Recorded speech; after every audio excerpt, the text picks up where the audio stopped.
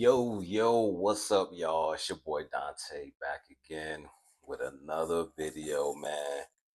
This one actually saddens me to make. Um, you know what's crazy? We live in a world today where right is wrong and wrong is right. And what I mean by that is most of us were raised with certain morals and values, and when we saw something that was taking place that we were raised to know that, okay, that's not the right thing to do, or that shouldn't be happening, we would say something, we would speak on it, we would act on it if need be. And for the most part, you had people behind you kind of backing you on whatever stance it is that you decide to take in that particular instance.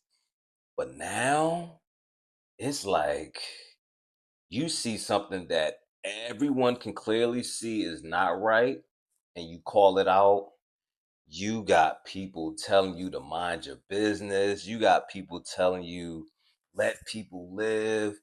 And in some instances, I agree. Everyone should have the autonomy to choose whatever it is that they want to do and how they want to live their life. I get it. But there are certain things that you just say, you know what?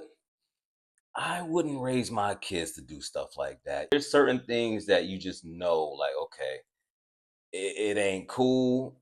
They may not be harming anybody, whatever the situation may be, but it still don't make it right. And I say all that to say that, selling box has been like the oldest profession since the medieval days. They were selling that box, they was paying them in shillings. That's been going on for ages. They were very discreet with it, even up until like modern day. You had your brothels, you had Backpage, you had Craigslist. They've done away with all those things because it was just like, okay, this is getting way too prevalent. So now women have found other ways to kind of solicit that coochie. They on Instagram now. Now what had just been brought to my attention. There's a sector called 304 Talk, and these women are doing get ready with me's. They're taking you on these city tours like they rappers to different cities, going from city to city. They're taking you to Walmart, showing you all the supplies that they use for their tricks, for their little interactions. It's crazy, y'all. It's wild. Just check out some of these videos, man, so you can get an idea of what's going on out here in these streets. What's up, y'all? Come spend a day with me as a 304. I have a trick that loves when my cat is a little sweaty. So before his bookings, I always go to the gym first. I give him exactly what he asking for, plus a little more. Now, this gym day, I mainly focused on stretching, cardio, legs, and core. I linked with one of my YNs yesterday, and y'all, that boy turned me every which way but loose. When I tell y'all that boy folded me up like a pretzel, I'm talking about legs on places they ain't never been before. So today I did some extra stretching. And while I stretched, I really had some time to really think about my actions. Like, damn, did you really just have one of your legs on the headboard and the other one on the mattress? Like, wow. But anywho, after I left the gym, y'all, I was so hungry I could eat your baby daddy. Hey beautiful babes, get ready with me to go to New Orleans, Louisiana as a 304. Hey y'all, it's TT. This is everything I got at Walmart, 304 edition, Walmart haul, I guess. And now I got me a candle. It's all for real. I'm telling you just how I feel. So wake up the members of my nation. It's your time to be. There's no chance unless you take. At this point, I'm about to start taking these little 150s. Like, high five, honey. Thanks for the 150. Give you a little high five. That's about it. The 150 was to walk into my room. Let me thought you knew. This is my third time recording this. I'm trying to make this as short as possible without getting into all the details while giving you all the details. You know what I'm saying? I'm going to tell you about my orgy, my first orgy. Guys, one of my clients told me that he's been seeing someone else. Like, I know that sounds delusional because I'm a 304. But still, like, I was a little jealous. Like, what do you mean you've been seeing someone else? And he was like, oh, you're out of town.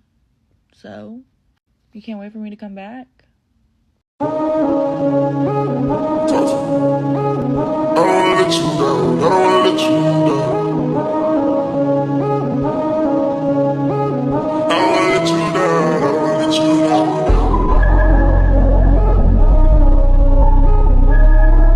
See how we live. You know what's crazy? They all have the same look. Like, it must be like a 304 starter pack. The butterfly eyelashes, the bat wing baby hairs, the crab leg fingernails. They all look the same. And you dudes that's out there paying for that? Like, that look like the off brand. That look like the Kirkland brand. That look like the Great Value brand. Y'all ain't even getting the craft. Y'all ain't even getting the Goya brand. And they all look like they got like a little stench to them, right? Like that thing got a little twang to it. What really amazed me though was how proud, loud and proud they were of what it is that they doing. Check this out. Oh, if y'all know this is for the squares, 9 to 5, blue collar guys. A 304 is not gonna take it offensive if y'all call us a hoe. Like, oh yeah, you're just a hoe. That's what I am, some hoeing. Like, what are you talking about? Like, that's what I'm doing. That's literally what it's called. We don't take that offensive. That is, no, kind of looks like it's what I'm doing. You know what I'm saying? And then we hear the can't turn a hoe into a housewife. Who wants to be a housewife? Not me. What the fuck I look like being some housewife when I want to sell this ass.